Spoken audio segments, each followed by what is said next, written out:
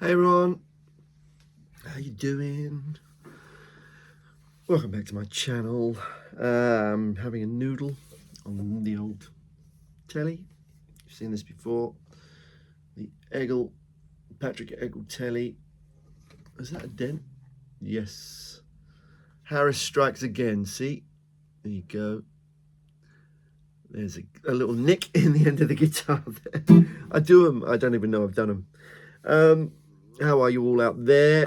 Oh, dogs are driving me crazy today. Yeah, I'm trying to sort of just relax, do a bit of a video to say hi. I had a cool week this week. It's Friday. What's the date? Friday the 12th of July. Had a cool week. Couple of little sessions, and the other day I had a real treat. The other day, I was invited by PRS Europe to go and do a video alongside Mark Lettieri. You know who Mark Lettieri is, probably. If you don't, he's the guitarist with Snarky Puppy, solo artist in his own right, and he also plays with the Fabulous Flyers, whatever they're called, the Furious Flyers. I can't remember what they're called. I should know. But yeah, I've known Mark a while, a few years, but we've never had the chance to play. I sort of met him at a few, where did I meet him? First time I met, well, I didn't meet. The first time I met him, I saw him was at a gig. Hang on, my wife's just about to come in, so I'm going to shut the door 1 second. Stay there.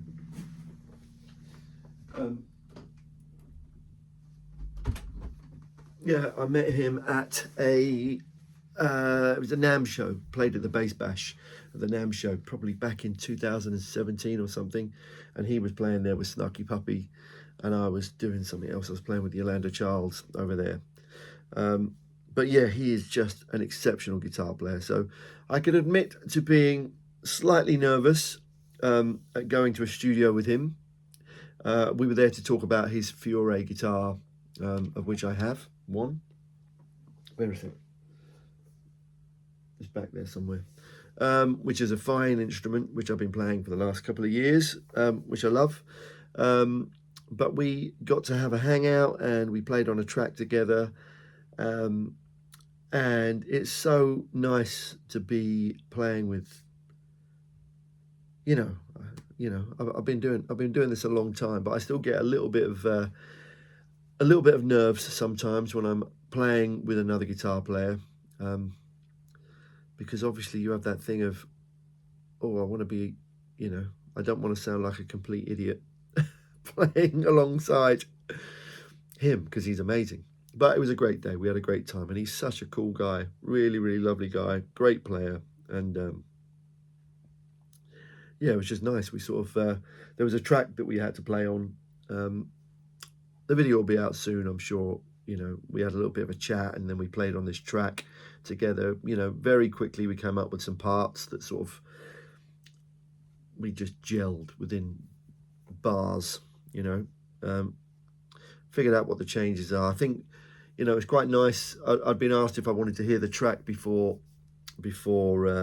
I arrived, and I was like, no, I'll just hear it when I get there, because I don't really like that when I'm hearing a track before I get there. I like to sort of just jump in and not have any preconceived ideas before I get there.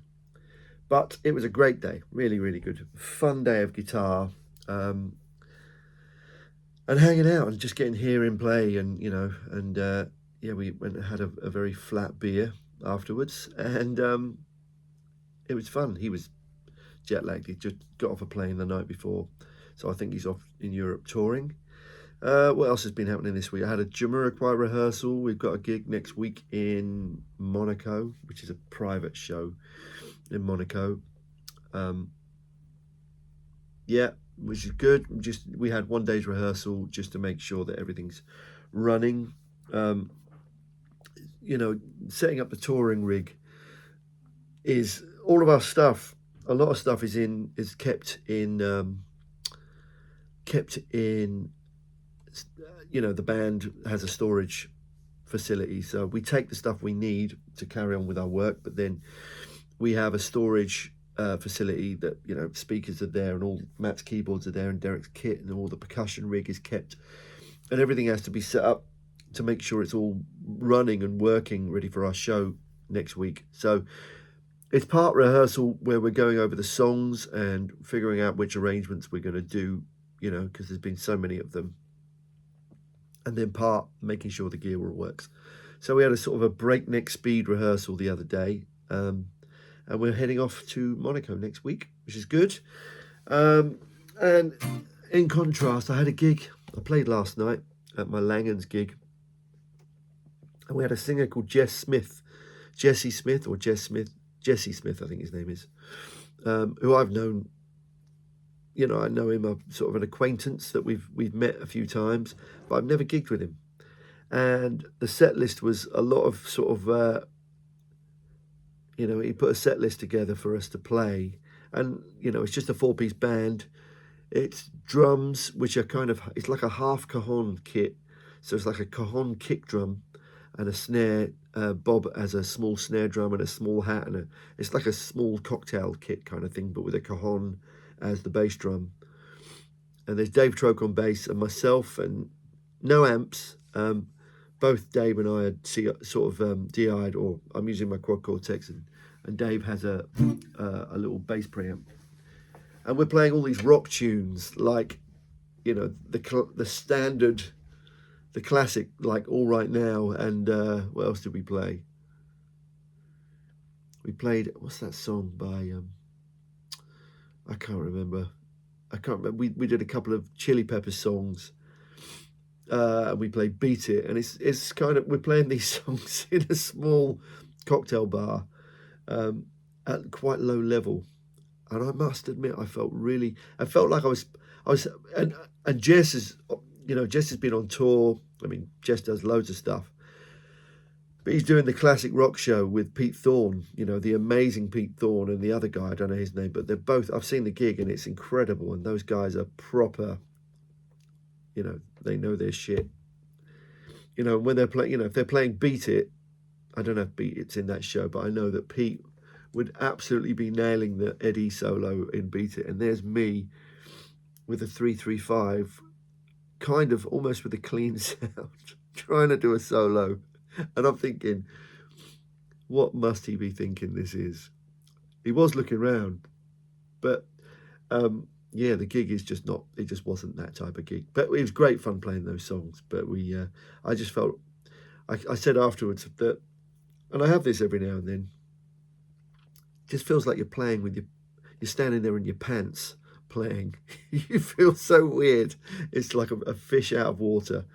But yeah, there were some good moments. But yeah, I kind of, I left that gig last night feeling a little bit under yeah, sometimes, doesn't work out all the time. I mean, the gig was great. People were clapping and having a great time, and they liked the tunes. We played All Right Now, Freeze All Right Now, and what else did we do?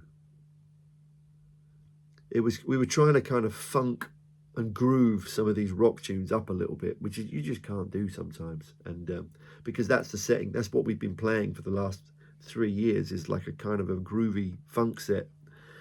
So yeah, it was a weird gig, but enjoyable. But yeah, I left there with my tail slightly between my legs, sort of halfway, just on the edge of my legs. Does that make sense? That's probably not a good image to have in your head. Yeah, it was a weird one. So what else has been happening? I just for some reason I've been playing this guitar, just like my last couple of videos. I'm playing guitar just into my Princeton, and I started thinking about, probably because I had to do a bit of a solo the other day on this session with Mark Lettieri, and I took the first solo, and I kind of just did 3 or 4 takes, and I hate everything I do when I'm recording a solo. I hate it. I'm never going to be happy with it, and so because I don't do that much of it, especially in sessions, because I never get to solo really in sessions. My solos always kind of come out like they're written. I think it's just the way I do. I don't really go for it that much. I'm always trying to think of a written solo. And then Mark was doing his amazing solo afterwards, and he just was a stream of ideas, just constant, just loads of ideas coming out of it. It was so cool to hear him play. He was amazing. But yeah, I kind of, I'll never be happy with any of my solos. So I sort of did 3. Went, yeah, that's the one. The third one was probably the one. It's the one that made most sense to me. And then because I know this thing's going to be on YouTube, it's going to be sort of potentially picked apart by other guitar players. But actually, if I really think about it, I don't really care. Some people will like what I do and some people don't. But I just do know that there is that pressure of, you've got to be amazing on YouTube.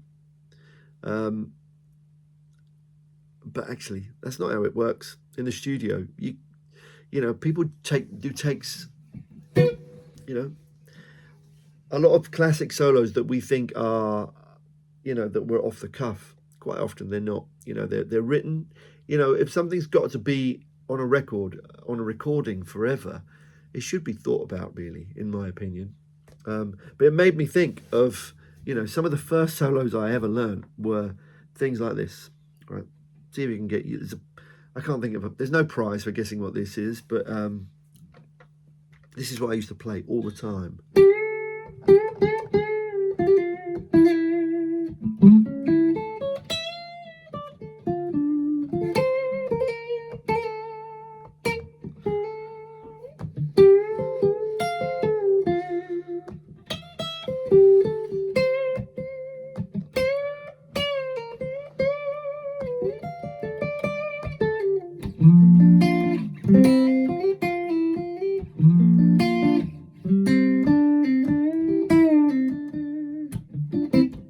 I mean, I used to play that over and over and over again, just to try and get the. So I played it with a pick there, but I mean, this is probably one of the first solos I ever learned, that my teacher Colin Medlock taught me. It was because my mum and dad were massive fans of the song, and I think they wanted me to learn it. I was quite heavily influenced by what was going on in the house when I was starting out. But the first line, just the way that bend is.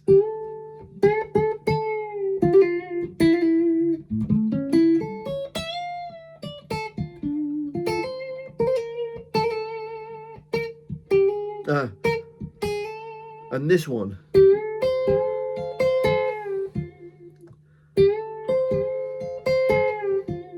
the way that releases down, doesn't sound great with my fingers.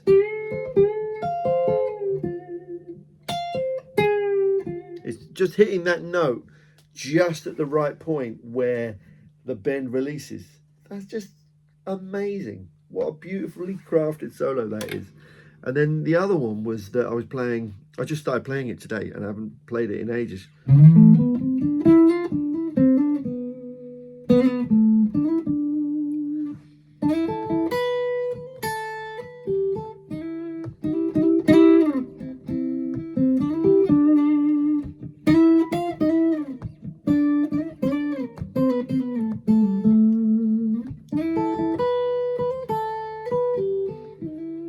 Yeah, I mean, that used to be on the radio.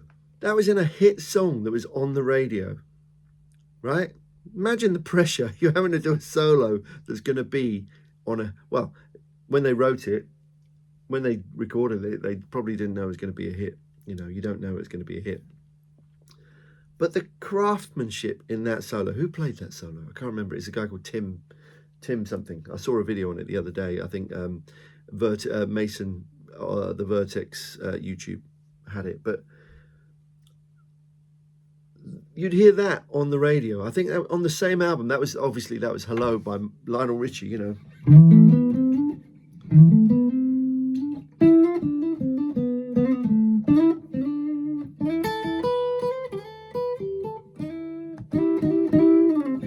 Just that. The way the note kind of peels down.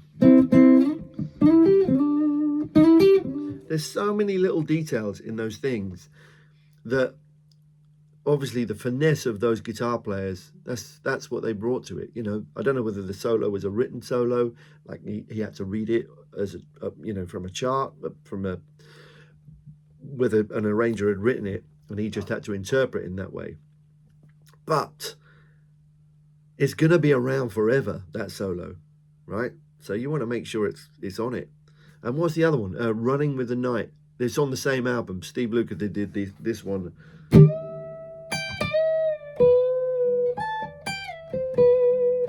I mean, that line.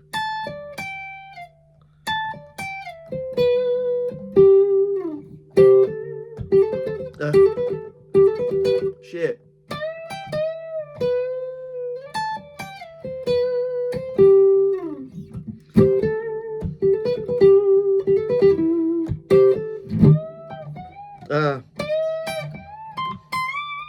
Yeah. Just awesome. Yeah. Yeah, go on, Steve. Just go and here's 8 bars, or 4 bars, give us a solo. And then he comes up with that. It's just genius. So I don't get to do many solos on records these days, but when I do, that's kind of those are the benchmarks that are in my head of what I want to do, if I can. So yeah, but just great. But anyway, I'm just prattling on now. Yeah. So hope you're all well out there. Thanks for the comments on the videos that have been, I reposted a little, I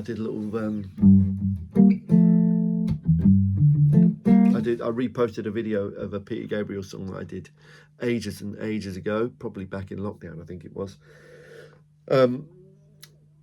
Just because I'd forgotten about it and I thought I'd repost it. But thanks for all the kind words. I hope you're all good out there. Have I said that enough today? I'm going to go on and get on with my weekend. It's Friday, isn't it? What is it? Friday. I'm aching a bit at the moment because I've started doing a bit of yoga. Yeah, you get to 52, start doing some yoga. Trying to shift a few pounds and trying to do some exercise. But yeah, cool. Thanks for watching. Take care, and I will see you soon. Any questions, drop me a line on robsfunkandjunk@gmail.com. And yeah, stay well. Keep your head down with all this crazy shit that's going on in the world at the moment. But yeah, take care. See you soon. Bye.